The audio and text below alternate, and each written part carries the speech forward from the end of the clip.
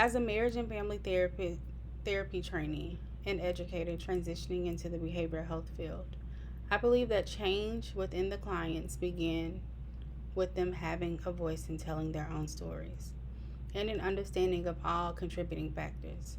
I believe that I made a lot of growth in therapy with narrative therapy. This modality allows clients to separate themselves from the problem, rewrite their story, and gain a deeper understanding of their experiences. The person is invited to talk about their concerns, and the therapist listens. Often, persons tell stories that are full of frustration, despair, and sadness, with few or no gleams of hope. When narrative therapy is combined with cognitive behavioral therapy techniques, I can offer strategies that challenge clients' thinking patterns and foster healthier behaviors. Narrative therapy allows clients to develop their own insight while also increasing understanding and connection. CBT helps to create changes in habit. As an African American woman, mother, and someone who loves people, I have gained a preference for this approach with my personal story, my education, and my commitment to the growth of everyone. Personal theory of change and therapeutic model. My theory of change is based on the idea that clients are the experts in their stories. As a therapist, it is my duty to work with them towards healing and recognizing that I cannot be the expert in their life. No matter how much education I have, the modality focuses on breaking down stories that have plagued clients, their families, and generations before them, and encourage them to carve out their own path, ultimately rewriting the future. In doing the work required in narrative therapy, clients are given the opportunity to recognize their strengths and their tasks with how this can further support their values. In turn, we are not placing emphasis on their struggles, but rather focused on how they can move forward. While narrative therapy is a modality that I am comfortable with, I have received some training on the importance of CBT based interventions and helping clients reframe negative thought patterns. CBT has been shown to benefit clients who struggle to regulate in emotional distress. I have found that in combining both modalities in a single treatment plan, it can lead to meaningful and life changing transformations that end up being sustainable for the clients. Working with diverse clients. My work with clients has extended across religious views, varied cultural backgrounds, differing socioeconomic statuses, and genders, thus providing me with an influx of background information, adaptability to client experiences, and humbleness. In working across populations, it has allowed me to understand that I can never truly know a person's lived experiences. As a result, for me to learn about them, I must continue to be inquisitive and receptive. My approach to narrative therapy lies in understanding a client's values and personal opinions and viewpoints on many different issues. In many cultures, information is passed down through storytelling, which clients are already accustomed to. Many find this method easiest to use in therapy because it requires that the therapist listens with the intent to understand the client. It allows the therapist to honor the client's experiences and ask open-ended questions. It allows the therapist to remain unbiased and allows clients to explore their identities. It is also important to understand and ask, how does this impact who you are? Addressing differences: race, class, gender, religion. I understand that racial identity and systemic oppression greatly impact one's mental health. As a result, I can be sure to hold space for all clients to speak about their experiences with racism, trauma resulting from racism, and their experiences and viewpoints on oppression. As a marriage and family therapist, it is only fair that I validate their stories and show clients that they are heard. class, and socioeconomic status. There are many factors that continue to impact clients' mental health and beyond those things. Sometimes these other factors are greatly impacted as a result of racism, resulting in differences in class and socioeconomic status. A person's access to resources, jobs, education, and financial stability. Without access, clients are typically left in high stress with scarce resources and a lack of access to medical and mental health care, ultimately giving them a negative worldview. Gender and sexual orientation. I am continuing to grow in my understanding of gender and sexual orientation.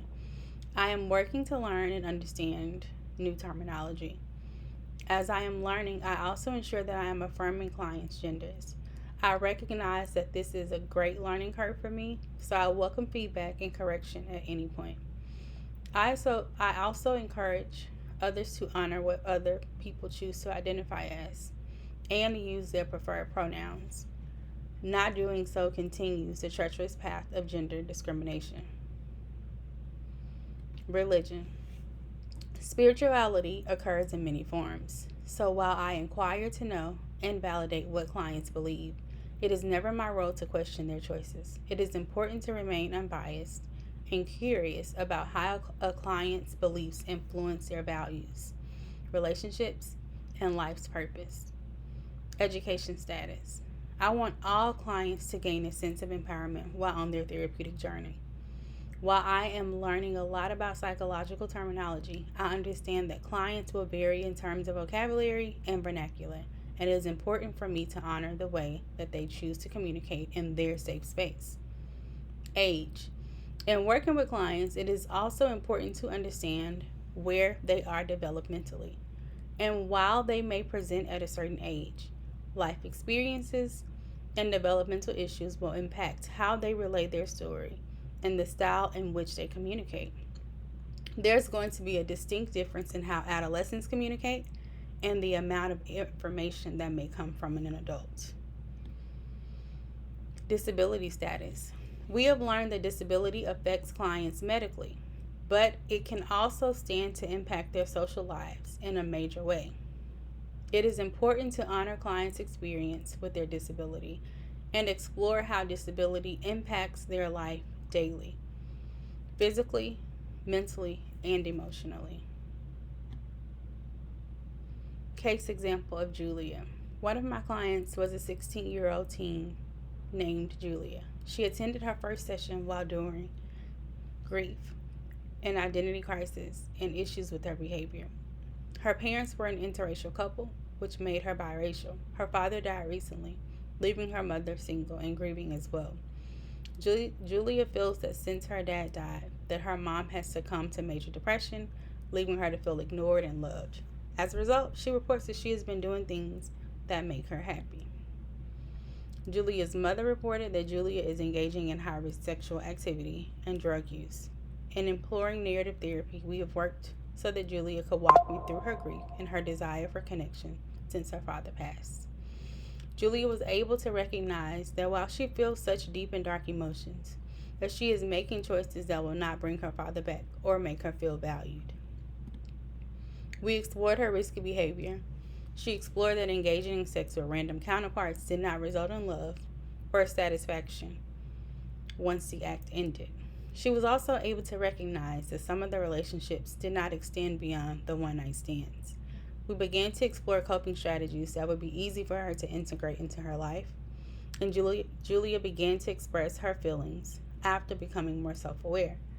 I noticed that her self-esteem improved. She began hanging around a different friend group, and she even began to encourage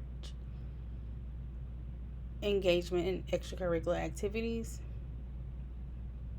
She and her mother began to spend time together, and ultimately, their communication improved.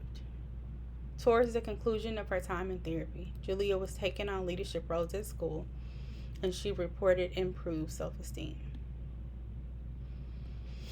My personal identity deepens. and as it deepens, it informs my practice. As a Black woman raised in the South, I learned early on the value of resilience, storytelling, and hospitality. My grandmother modeled inclusion through her backyard barbecues, where everyone was welcomed and protected. I remember the parties being so loud and colorful, with people from all walks of life and issues. I carry her legacy and the desire to connect into every room I enter. In my classroom and in therapy, I build safe spaces where clients can feel seen and respected. I recognize that clients with marginalized identities may not trust the therapeutic process, especially if they've been harmed by systems of oppression.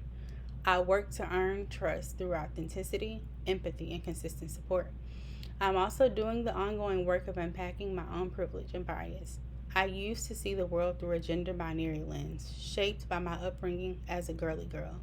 Now I challenge these internalized norms and actively learn to be an affirmative therapist for transgender and non binary clients. I also recognize how my role as a mother and educator informed my compassion, boundaries, and belief in people's ability to grow. Narrative therapy provides an outlet for those who are struggling with their family units. We typically find that in relational sessions, most people often feel attacked and emotions are high. I work to ensure that people can see themselves apart from their emotion, and this can help to identify that they are able to work through their issues and change their situation. With the therapist, people are able to improve connection, mental illness, and life situations. There was a case in which one of my clients discussed having low libido. Her husband disclosed that he felt like all she cared about was the kids because they were not sexually intimate or spending time alone. The wife reported that she was having medical issues, and while she would tell him that she wasn't well, she did not explain how the issues impacted her lack of desire for sex. She felt like all he cared about was sex. So they were able to discuss their experiences within a safe space, and they were also able to hold space for each other and plan other ways to engage in intimacy. As a therapist, I was able to validate both parties' feelings and provide empathy. I was then able to encourage the husband to attend an appointment with his wife. I printed out some education regarding her medical issues, and I moved the couple along to a point of mutual respect and empathy, and they began to work towards ways to support each other's needs.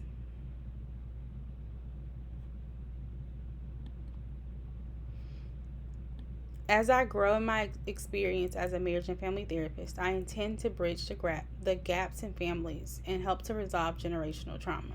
I'm able to see how we pass down rules, pain, and trauma just from being ill informed, closed off to growth and development, and dishonest about who we are. It is my hope to hold a safe space for families to heal, transform, and birth something new. After graduation, I plan to study different modalities as I prep for the board exams, but I intend to focus my therapeutic orientation on narrative therapy and cognitive behavioral therapy. I love the art of storytelling and the idea that each person gets to write and tell their own narrative. As a therapist, I intend to foster safety, connection, and resilience in my clients. I want to challenge them to attempt the new, challenge the old, and harmful weight of negative thoughts and experiences and re-author their stories. I want to see them thrive. Thank you.